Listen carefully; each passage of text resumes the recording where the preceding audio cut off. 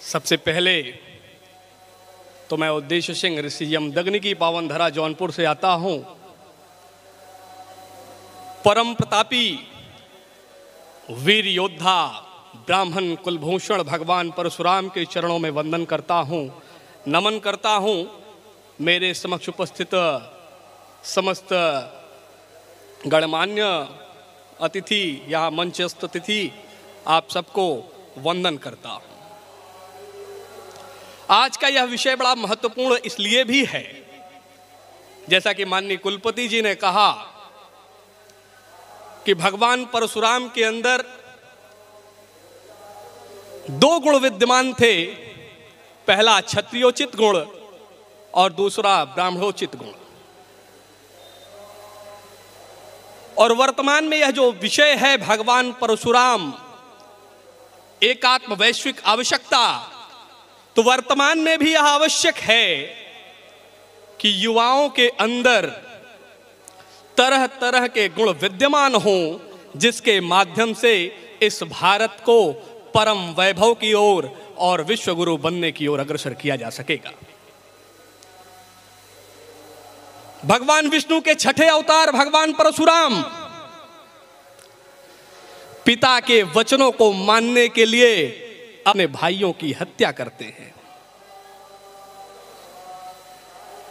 भगवान हैं और भगवान तरह तरह की माया परिपूर्ण होते हैं। वह यह बताने की कोशिश करते हैं, और यह षड्यंत्रकारियों का षड्यंत्र था कि किसी भी प्रकार से ब्राह्मणोचित गुण वाला व्यक्ति क्षत्रियोचित गुण वाले व्यक्ति के साथ मिल न जाए, अर्थात ब्राह्मणों और क्षत्रियों को ही अलग कर दो, क्योंकि इनके अलगाव से इस देश की संस्कृति को तोड़ने का अवसर मिलेगा, इस देश के पूर्वजों को भुलाने का अवसर मिलेगा। इसलिए भगवान परशुराम को क्षत्रिय विरोधी घोषित करने का प्रयास किया गया। कहते हैं कि कोई भी देश अपनी सेना के दम पर महान नहीं बनता। देश महान बनता है तो उस देश की संस्कृति, उस देश की सभ्यता और उस देश के पूर्वजों के दम पर। कहने को तो रावण भी ब्राह्मण था, कहने को तो रावण भी ब्राह्मण था, परंतु रावण शक्तिशाली होने के साथ साथ अहंकारी था, और राम जी भी क्षत्रिय थे, लेकिन राम जी शक्ति के साथ साथ अपने अधिकारों को समझते थे, अपनी जिम्मेदारियों को समझते थे। और जब श्री रामचंद्र जी ने उस रावण का वध किया तो किसी ने नहीं कहा कि एक क्षत्रिय ने एक ब्राह्मण की हत्या कर दी। और वह इसलिए नहीं कहा क्योंकि हमारी संस्कृति सदा से कर्म प्रधान रही है। हम कहते हैं कर्म प्रधान विश्व रचि राखा, जो जस करहि सो तस फल चाखा। यह समझने की आवश्यकता है कि क्या भगवान परशुराम वाकई में क्षत्रिय कुलनाशक या क्षत्रियों के विरोधी थे?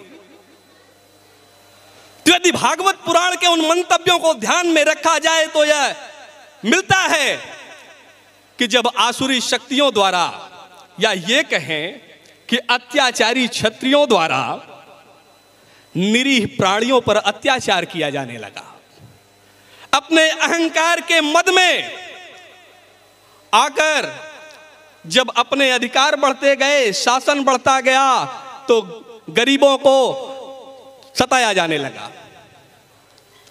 तो लोगों ने भगवान विष्णु की आराधना की, और भगवान विष्णु ने प्रकट होकर यह वरदान दिया कि मैं आगे आने वाले समय में अवतार लूंगा और धर्म की स्थापना करूंगा, दुष्टों का विनाश करूंगा।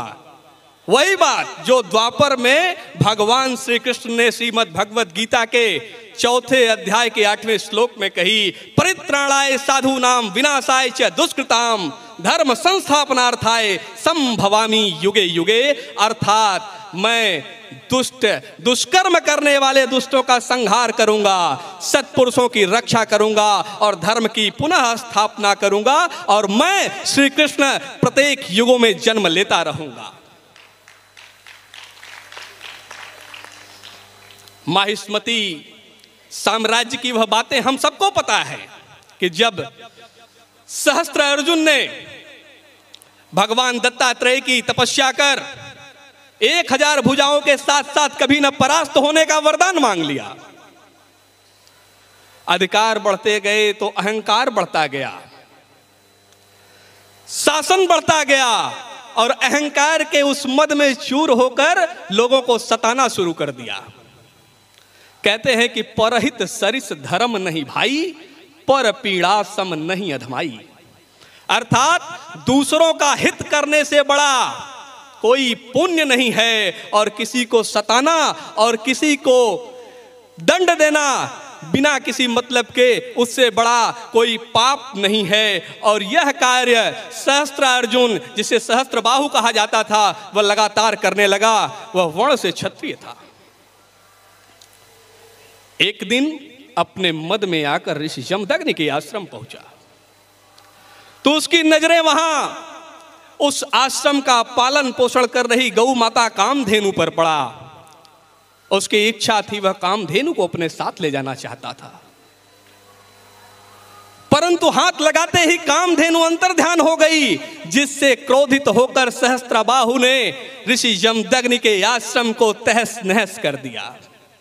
जब यह बात भगवान परशुराम को पता चली तो भगवान परशुराम ने सहस्त्रबाहु को युद्ध की चुनौती दे दी, परंतु सहस्त्रबाहु अपने अहंकार के मद में इतना चूर था कि वह अपने मौत को निमंत्रण दे रहा था। भगवान परशुराम ने एक एक कर उसकी सारी भुजाओं को काट दिया और आखिरी में उसका सर धड़ से अलग कर दिया। कहते हैं कि सठे साक्ष्यम समाचरेत, दुष्ट के साथ दुष्टता का ही व्यवहार करना न्यायोचित होता है। सठ के साथ सठता का व्यवहार होना चाहिए। तो जिस क्षत्रिय कुल नाशक की बात हम कहते हैं, वो वही क्षत्रिय था जो लोगों की रक्षा हेतु नहीं खड़ा हुआ, लोगों पर अत्याचार करने के लिए खड़ा हुआ। भगवान परशुराम का तो क्षत्रियों से अनन्य प्रेम था। सतयुग में भगवान परशुराम का जन्म इन आतिताइयों का नाश करने के लिए हुआ, तो वहीं त्रेता में भगवान राम को भगवान परशुराम ने अपनी सारी शक्तियां दे दी। द्वापर में भगवान श्री कृष्ण को अपने अस्त्र और शस्त्र दे दिए। और इस बात का भी स्मरण रहे, पितामह भीष्म, गुरु द्रोण और कर्ण जैसे वीर योद्धा भगवान परशुराम के ही शिष्य थे। भगवान परशुराम का आदर्श और मूल्य आज के भी समय में प्रासंगिक बस इसलिए हैं क्योंकि यह आवश्यक है कि आज के युवाओं के अंदर भगवान परशुराम से सीखने की आवश्यकता है। युवाओं के अंदर उस समय की बातें कुछ और थी। उस समय क्षत्रियोचित गुण और ब्राह्मणोचित गुण की बात हो रही थी, परंतु आज के युवाओं को अन्य गुणों को भी आत्मसात करना पड़ेगा। कहते हैं कि युवा मन बंद खिड़की और दरवाजों का मकान नहीं होता। जो ठान लिया उसे करके ही दम लिया, जो मान लिया, जिसे मान लिया उस पर सर्वस्व न्यौछावर कर दिया। युवा न करने के बहाने नहीं ढूंढता, परंतु उसे उसकी इच्छा के विरुद्ध करने को मजबूर भी नहीं किया जा सकता।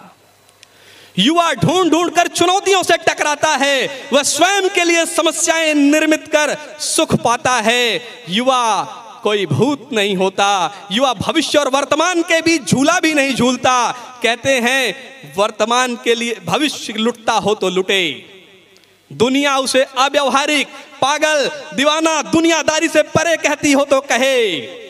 युवा बने बनाए रास्तों पर चलने में विश्वास नहीं करता, वह स्वयं नए रास्तों का निर्माण करता है और इन्हीं नए रास्तों को बदलाव कहते हैं। इसलिए युवाओं को ही बदलाव का वाहक कहा जाता है और यह बदलाव अवश्यंभावी है, क्योंकि बिना बदलाव के न यह प्रकृति चल सकती है और न समाज।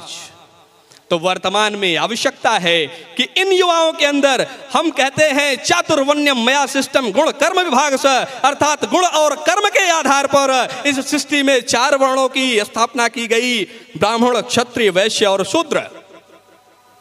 और आज के इस युग में भी युवाओं के अंदर इन चारों गुणों का विद्यमान होना आवश्यक है, तभी इस भारत को परम वैभव और विश्वगुरु बनाने की ओर अग्रसर किया जा सकेगा। युवा आत्मविश्वास से लबरेज होना चाहिए।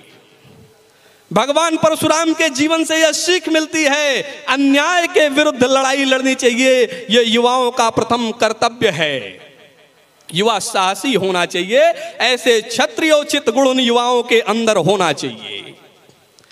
युवा की मेधा, सोचने की शक्ति इस प्रकार की होनी चाहिए कि उस व्यक्ति के अंदर, उस युवा के अंदर वह ब्राह्मणोचित गुण भी विद्यमान होने चाहिए। और वर्तमान में इस भारत की मांग है कि युवा नौकरी मांगने वाला नहीं, नौकरी देने वाला होना चाहिए। स्वावलंबन की बात करना पड़ेगा, आत्मनिर्भरता की बात करनी पड़ेगी।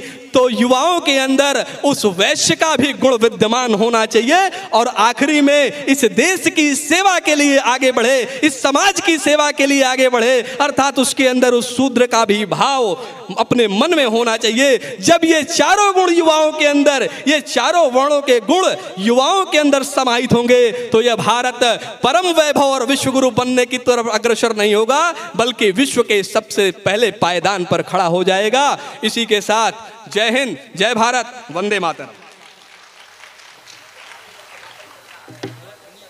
श्री उद्देश्य सिंह जी ने कितने ही सारगर्भित और मोस्ट पेनिट्रेटिंग पावर के साथ अपना भाषण खत्म किया। और सारे गुण चाहिए